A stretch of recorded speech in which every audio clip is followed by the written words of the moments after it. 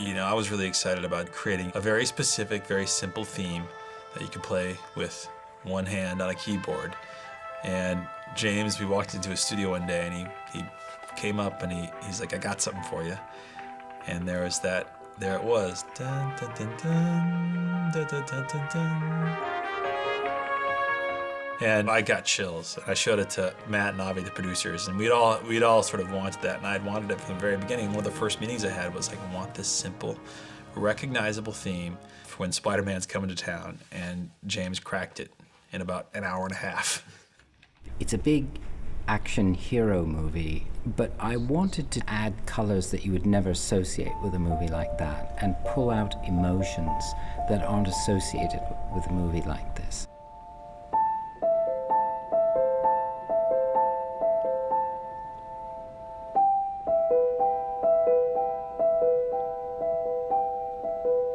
It's already, it doesn't even matter what the notes are, you already cast a certain mood and a spell with just hearing that. And just putting that kind of music in a film like this says reams about the approach of the filmmaker and the approach of the composer. Because it's not a heroic thing. It just works on you in a different way. Once again.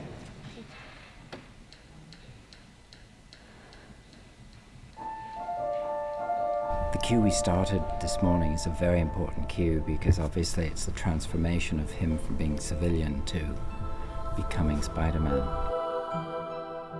And what I'm listening to in the headphones is vocal tracks, electronic tracks, and pre-laid them.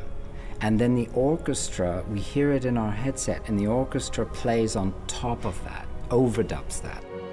It was exciting to discover or rediscover a more traditional, classic, big orchestral sound. I wanted to find something that felt like a big movie.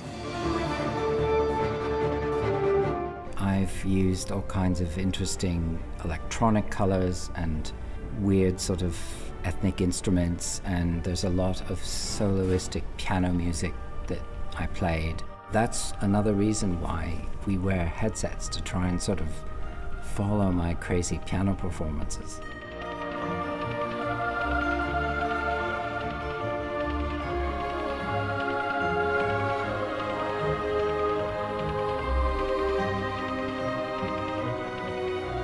He manages to create a sense of the environment within the score.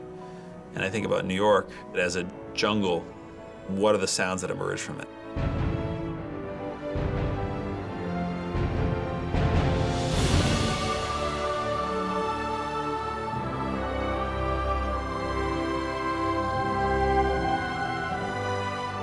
The score has to create a feeling that helps you understand what's going on inside the character's head.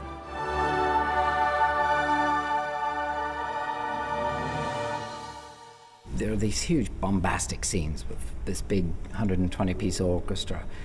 And then there are these intimate scenes where I score it with just a voice, a boy soprano and a piano, or just piano solo.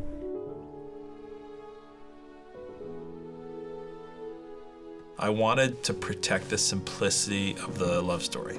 I wanted it to feel delicate and a little bit fragile, despite all the massive spectacle and the marauding intensity of some of the action stuff. It was really important to create a feeling of smallness in the midst of this, to keep it feeling like there was this little kid.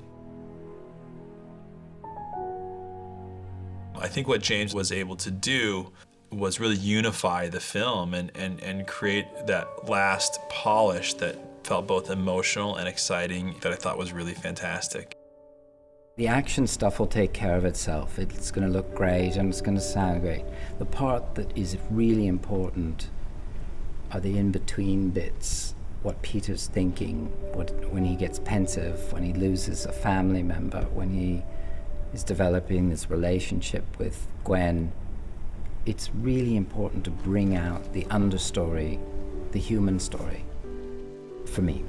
And that's just the way I like to write scores.